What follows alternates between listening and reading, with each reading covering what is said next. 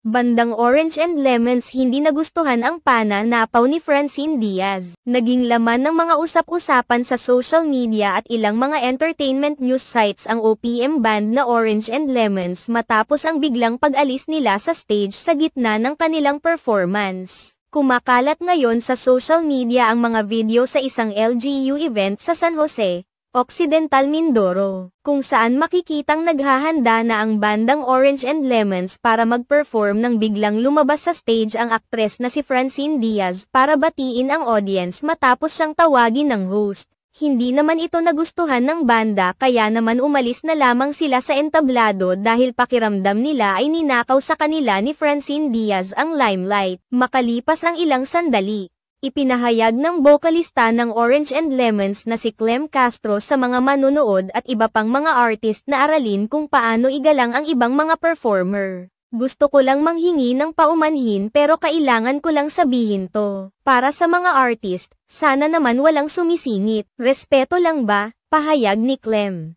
Ikinagulat naman ng audience ang naging pahayag na ito ni Clem dahil hindi nila inaasahan na ganoon na lamang ito kaprangka sa kanilang pagsasalita laban kay Francine Diaz. Sa kabilang banda, may ilang mga netizens ang naniniwala na ang insidente ay dapat isisi sa host at sa mga organizers ng event at hindi kay Francine Diaz na tinawag lang naman kaya maaaring hindi alam na magpe-perform na pala dapat ang banda.